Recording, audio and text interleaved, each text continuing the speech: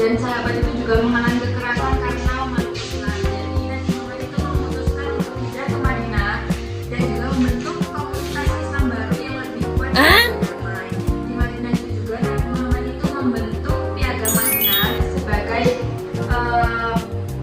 konstitusi pertama.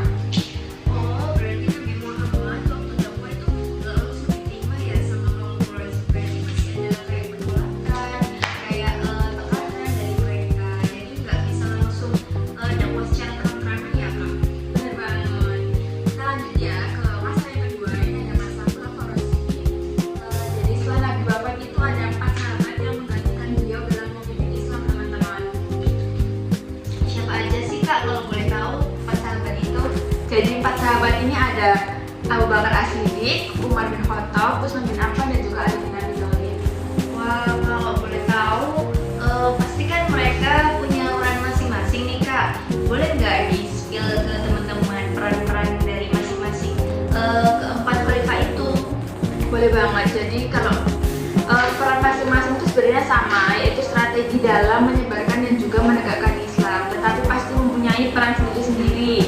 Yang pertama itu ada Abu Bakar, beliau itu berperan sebagai menumpas kaum murtad dan juga menyatukan Islam secara resmi. Yang kedua itu ada Umar bin Khattab, beliau ini menyebarluaskan Islam dari Persia sampai ke Afrika Utara.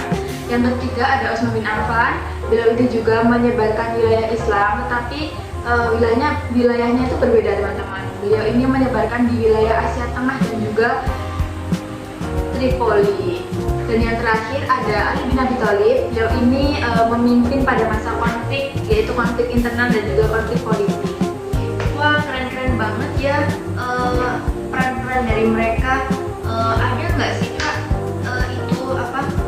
Selain dari mereka, siapa aja tokoh sahabat yang ikut menguatkan Islam? Bisa kakak spill nggak siapa aja?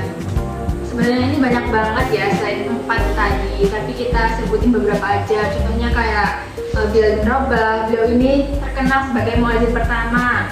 Ada juga Khalid bin Walid, beliau ini jago banget dalam memimpin perang, teman-teman. Dan jangan lupa ada Aisyah radhiyallahu an, beliau ini juga menjadi pacuan atau rujukan utama hadis dan juga ilmu pengetahuan pada masa itu. Wah, gitu ya kak. Oke, bisa dilanjut nggak sih kak? Itu kekhalifahan yang selanjutnya. Baik, kekhalifahan yang selanjutnya itu ada Kekhalifahan Umayyah. Di sini itu terkenal juga karena ekspansinya itu yang gila-gilaan banget. Dari Islam itu menyebar sampai ke wilayah Spanyol sampai ke Afrika Utara. Jauh banget ya teman-teman, luas banget. Bisa dari Spanyol hingga Afrika Utara. Iya, jadi emang besar banget, teman-teman, makanya kekhalifahan ini tuh terkenal. Selanjutnya kekhalifahan apa lagi kak? Yang terakhir ini ada Kekhalifahan Abbasiyah. Di sini itu disebut sebagai masa keemasan nih, teman-teman. Kalau boleh tahu, kenapa sih disebut masa keemasan? Bisa jelasin nggak apa arti dari keemasan itu? Jadi kenapa pada masa kekhalifahan ini tuh disebut masa keemasan? Karena di masa ini Islam, ilmu pengetahuan, seni dan budaya itu berkembang pesat banget, teman-teman, dan pusatnya itu di Baghdad. Oke kak, terima kasih. Lalu selama masa keemasan Islam itu siapa aja sih ilmuwan penting yang ikut berkontribusi dalam menguatkan Islam? Salah satunya nih ya, beberapa aja kita sebutin tuh ada Ibnu Sina, beliau itu dari ilmu kedokteran, ada Al-Khawarizmi, beliau itu mencetuskan dasar-dasar aljabar, ada Al-Razi, ilmu kimia, dan ada banyak lagi, teman-teman. Dan mereka ini juga nggak cuma berkontribusi dalam Islam, tetapi juga sampai Eropa. Wah, kak, aku pernah baca buku nih kak. Di situ dituliskan kekhalifahan Abbasiyah itu pernah runtuh. Nah, kakak bisa jelasin nggak alasan atau penyebabnya kenapa bisa Khalifah Abbasiyah itu mengalami keruntuhan? Sebenarnya faktornya itu banyak banget, teman-teman. Salah satunya itu dari bangsa Mongol. Jadi bangsa Mongol itu menyerang kekhalifahan Abbasiyah ini pada tahun 1258 Masehi. Selain itu juga ada faktor internal dan juga faktor ekonomi yang melemahkan kekhalifan ini. Hal ini juga membuat ilmu pengetahuan itu jadi lemah di Baghdad, teman-teman. Oh, jelas banget ya penjelasan dari Kak Naza. Gini deh Kak Naza, aku mau tanya tapi di luar topik nih ya. Gimana kalau kita mau belajar Islam, fokusnya itu harus kemana sih? Terus apa saja studi objek yang harus aku lakukan?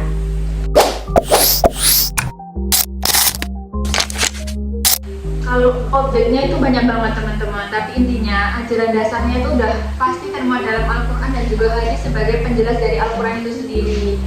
Lalu ada akidah yang berisi tentang kepercayaan dan juga dasar-dasar keimanan. Selanjutnya ada hukum atau fikih, ini membuat tentang tata cara beribadah, juga ajaran-ajaran kehidupan sehari-hari. Selanjutnya ada spiritual atau tasawuf, ini berisi tentang bagaimana cara kita mendekatkan diri kepada Tuhan. Oh, jadi ada 4 studi objek ya guys. Yang pertama kayak ajaran dasar, yang kedua ada hukum, yang ketiga ada tasawuf, dan yang terakhir ada akidah guys.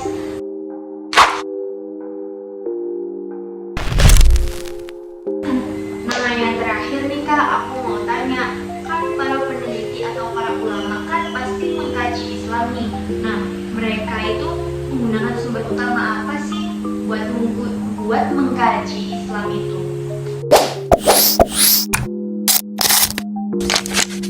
Jadi sumber utamanya itu udah pasti dan jelas, kalian tuh udah tahu ya teman-teman, yaitu Al-Quran dan juga hadis. Tapi mereka itu juga mempunyai sumber pendukung seperti buku-buku tafsir, kitab-kitab fikih, buku-buku sejarah, dan juga karya-karya ulama dahulu sampai sekarang.